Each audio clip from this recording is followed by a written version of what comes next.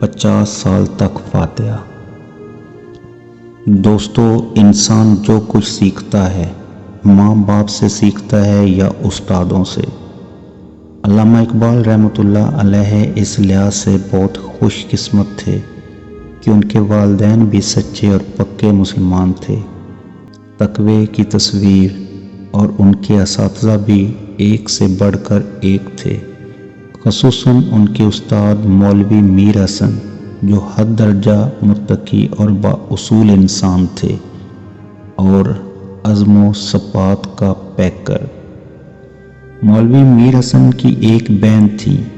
1875 میں وہ بیمار ہوئیں اور ایسی بیمار ہوئیں کہ علاج معالجہ کچھ کارگر نہ ہوا اور ان کی حالت بد سے بدتر ہوتی گئی۔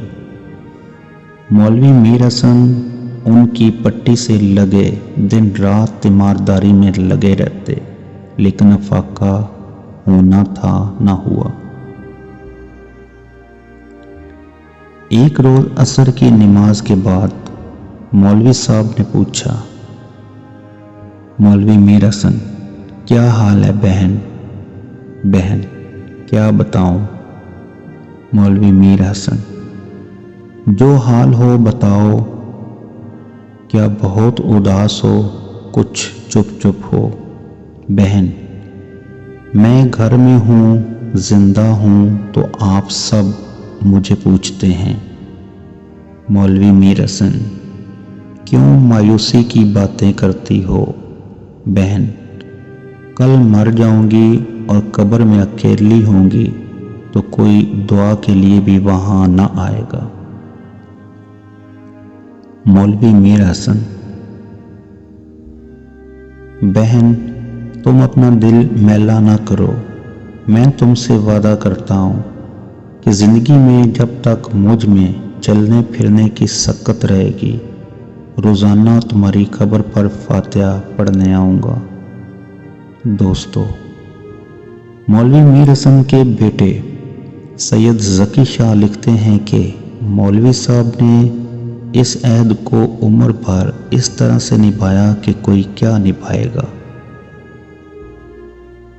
1927-28 تک، جب تک ان کی بینائی زائل نہ ہو گئی، وہ 50 سال سے زیادہ عرصہ تک ہر روز اپنی مرحومہ بہن کی قبر پر فاتحہ پڑھنے جاتے رہے۔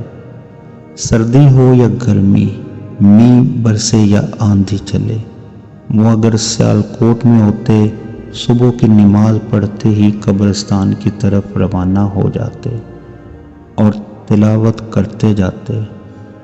ہمشیرہ اور والدین کی قبروں پر فاتحہ پڑھتے اور پھر اس طرح تلاوت کرتے واپس آ جاتے، کیونکہ یہ ان کا روز کا معمول تھا۔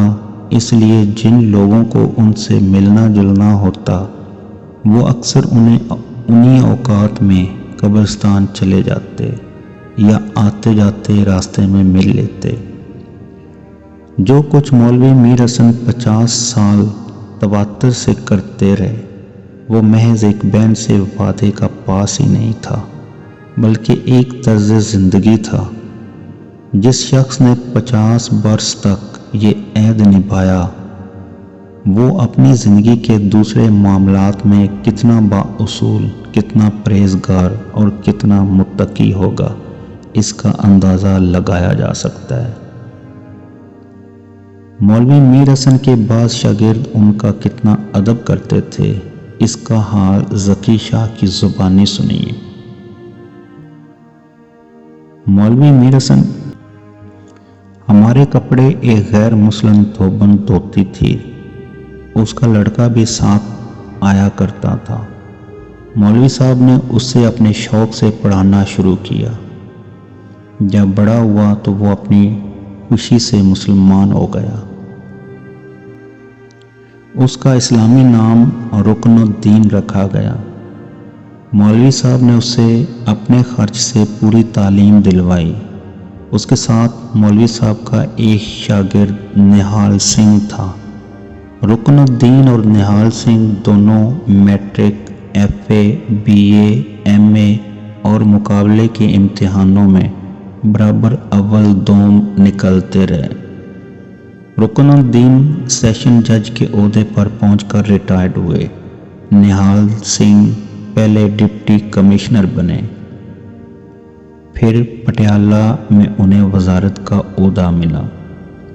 इन दोनों शागिर्दों का ये हाल था कि रुकनुद्दीन मौलवी साहब से मिलने आते तो वापस होते वक्त पिछले पांव चलते, कभी मौलवी साहब की तरफ पीठ करके नहीं चलते। निहाल सिंह की ये कैफियत थी कि गाड़ी पर सवार जा रहे होते, जहां मौलवी साहब पर नज़र पड़ती गाड़ी रोककर उतर जाते और अदब से उनके कदम ब कदम चलते। उनकी मौजूदगी में कभी गाड़ी पर सवार ना होते। अब सुनिए अल्लामा इकबाल रहमतुल्लाह अलैह मौलवी मीर हसन का कितना एहतराम करते थे। अल्लामा इकबाल के भांजे प्रोफेसर मंजूर अहमद लिखते हैं, मैंने खुद एक मर्तबा देखा कि अल्लामा सियालकोट में रहीमा अतार की दुकान के सामने खड़े थे। तख्ते पर हुक्का रखा था और अल्लामा हुक्का पी रहे थे। उनका एक पांव जमीन पर था और दूसरा तख्ता पर। तलाई काम का जूता पहन रखा था, जो पांव टकने पर था उसका जूता जरा ढीला था। अब इत्तफाक ऐसा हुआ कि अल्लामा को मौलवी मीर हसन आते दिखाई दिए। अल्लामा ने टकने वाला जूता वहीं छोड़ा, एक पांव में जूता और दूसरा बगैर जूते के। उसी हालत में मौलवी मीर हसन की तरफ बढ़े और उनके साथ हो गए। गर्दन झुकी हुई थी। इसी तरह मौलवी साहब को घर पहुंचाकर वापस आए, फिर दूसरा जूता पहना। दोस्तों, इज्जत भी उन्हीं की होती है जो इज्जत के काबिल होते हैं। ऐसे अजीम इंसान भी गुजरे हैं, ऐसे अजीम इंसान भी इस दुनिया में पैदा हुए कि जिनकी इतनी इज्जत थी और जो अपने मामूल के कामों में भी इतने बाउसूल थे। तो अगर हम लोग भी इसी तरह से अपने कामों को, अपने आप को बाउसूल इंसान बना लेंगे तो यकीन जानिए कामयाबी हमारे कदम चूमेगी और अल्लाह ताला भी हमसे खुश होगा। शुक्रिया।